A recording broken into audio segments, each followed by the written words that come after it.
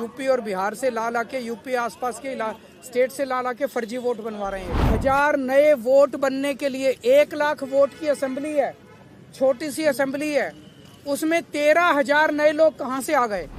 15 दिन में कहां से आ गए? पिछले 15 दिन में 13,000 नए वोट बनने की एप्लीकेशन आई है। जाहिर तौर पे ये यूपी और बिहार से ला के यूपी आसपास के स्टेट से ला के फर्जी वोट बनवा रहे हैं। नमस्कार दोस्तों, दिल्ली में विधानसभा चुनाव है और चुनाव की तारीखों का ऐलान भी हो गया है। यहाँ पर 5 फरवरी को वोटिंग होगी और 8 फरवरी को रिजल्ट आएंगे।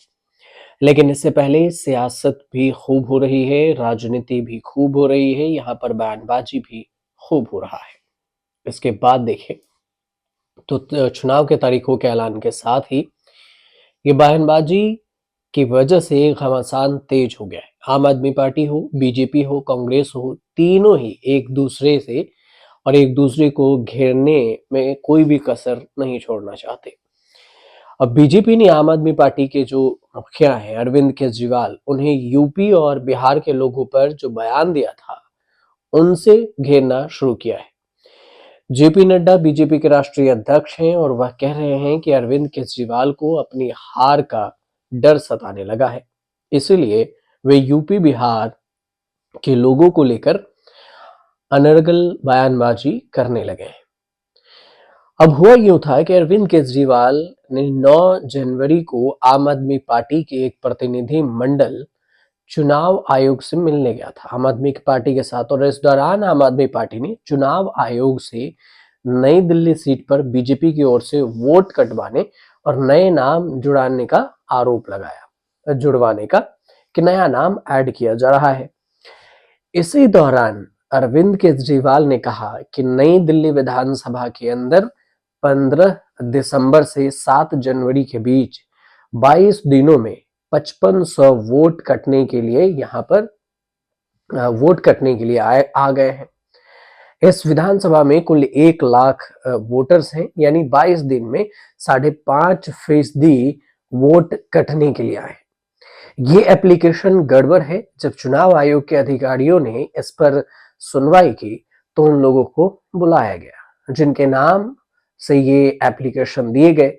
उन लोगों ने बताया कि उन्होंने एक भी एप्लीकेशन नहीं दी। इसका मतलब है कि बहुत बड़ा फ्रॉड चल रहा है। अरविंद केजरीवाल ने यह भी कहा कि दूसरा, हमने ये भी कहा है कि 15 दिसंबर से अब तक 13,000 नए वोट बनने के लिए आवेदन किए गए वोटर आईडी। अब 15 दिन में ये लोग कहां से आ गए? जाहिर तौर पर ये लोग यूपी और बिहार से लाकर पार्टी जो है फर्जी वोटिंग और फर्जी वोट बनवाना चाहती है बीजेपी। हमने चुनाव आयोग के सामने ये कहा है कि लास्ट स्टेज पर इस तरह हो रहा है। अगर किसी विधानसभा सीट पर 18.5% वोट इधर उधर कर दिए जाएंगे तो फिर चुनाव थोड़ी है, सिर्फ तमाशा रह जाएगा। बीजेपी ने अरविंद केजरीवाल को इसी बयान पर घेर लिया। बीजेपी के नेता आम आदमी पार्टी को घेरते हुए यूपी बिहार विरोधी बता दिए उन्होंने। बीजेपी के जो राष्ट्रीय अध्यक्ष हैं जेपी नड्डा, उन्होंने सोशल मीडिया प्लेटफॉर्म पर लिख दिया कि पिछले 10 सालों से दिल्ली पर आपदा बनकर भ्रष्टाचार का पहाड़ खड़ा कर लूट मचा रहे अरविंद केजरीवाल को अपनी हार का डर सताने लगा है, तो बौखलाकर यूपी बिहार के हमारे भाई बहनों के खिलाफ अनर्गल बयानबाजी करने पर उतारू हो गए। केजरीवाल ने यूपी बिहार के हमारे लोगों को फर्जी वोटर कहकर उनका अपमान किया। दिल्ली की जनता सत्ता से उखाड़ कर उन्हें इस बार फेंकेगी और फिर यही उनका जवाब होगा। पिछले 10 साल से देखें तो दिल्ली पर आपदा बनकर भ्रष्टाचार का पहाड़ खड़ा कर लूट मचा रहे हैं अरविंद केजरीवाल, और अपनी हार का डर सताने लगा है उन्हें, और इस वजह से उन्होंने अनर्गल बयानबाजी की है यूपी बिहार के लोगों को लेकर।